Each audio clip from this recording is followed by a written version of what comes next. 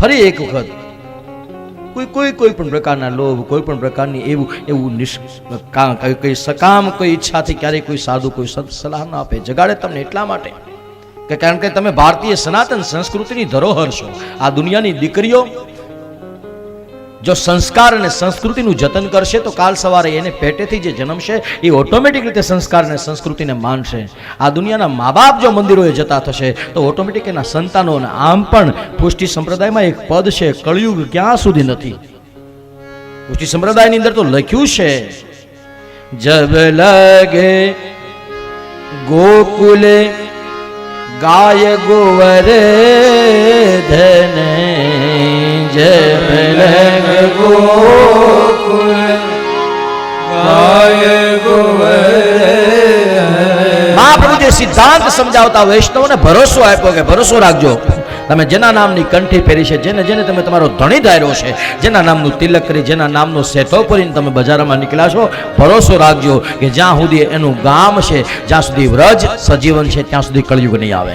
જબલક ગોકુલ, જ્યાં સુધી તમારા ફળિયામાં, તમારા ગામમાં, તમારી શેરીમાં, તમારા રાષ્ટ્રમાં ગાયના માટે લોકો લડે છે, ગાયની સેવા થાય છે, ત્યાં સુધી કળિયુગ નથી. જ્યાં સુધી ગોસાઈનો વંશ છે, જ્યાં સુધી આવા સાધુ સંતો નિરંતર ભગવત ભક્તિ કરવા માટે ગામના 3 ગામના તરભેટે, તળી એટલે 3 ગામનો તરભેટો, ત્યાં રાત્રે કાંઈ પણ એ જગ્યાની અંદર બેસી અને માં ખોડિયારની સામે જોત કરીને કોઈ વસ્તુ તો એને તો બધું છોડી દીધું છે, પણ એના તપ, એનું જપ, એનું કીર્તન કોને ફળ આપે? કે તું જે સવારમાં ઉઠીને પગે લાગે અને જેની માથે હાથ મૂકે એને ફળ આપે.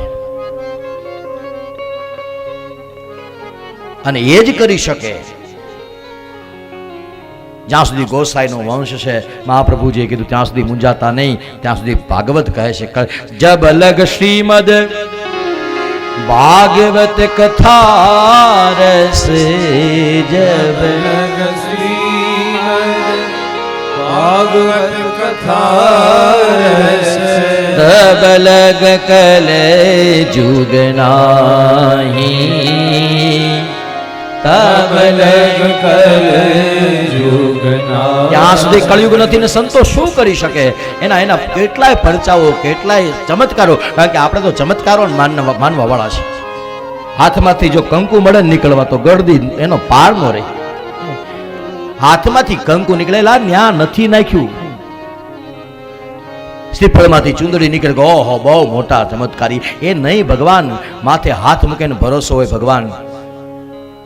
આ શૈલકાંઠા વાળો હનુમાન દાદુ એ પથ્થરની પ્રતિમા છે, પણ એક વખત એને પગે લાગીને પછી પવન તનય સંકટ હરણ ને મંગલ મૂર્તિ રૂપ, આટલો ભરોસો તમને ભૂત પ્રેત પિશાચ ડાકીની શાખી નથી બચાવે. એ ભરોસો એ જ ભગવાન છે.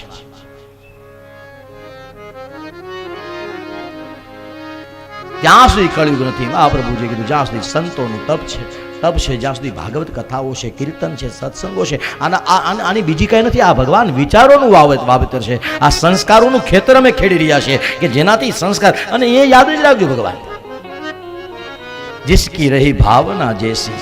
તમે જેવી ભાવનાઓથી ભગવાનની ભજન કરશો, જેવી ભાવનાઓથી ભગવાનનું કીર્તન કરશો, એ ભાવનાઓ ભગવાન આ કલ્પવૃક્ષ છે.